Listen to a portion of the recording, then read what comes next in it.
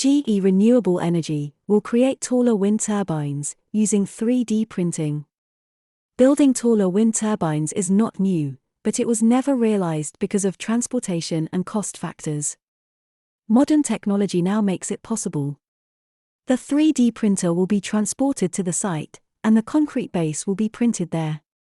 The larger than usual concrete base will support longer steel towers, between 150 to 200 meters high. The tubes are adjustable and flexibly engineered to absorb wind, like a modern skyscraper. The innovation will allow the construction of more wind turbine sites, while cutting transportation and labor costs.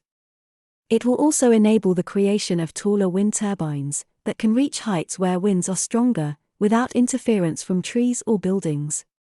The greater height will also allow for longer blades that can harvest more energy. What do you think of this development? Please comment your thoughts below.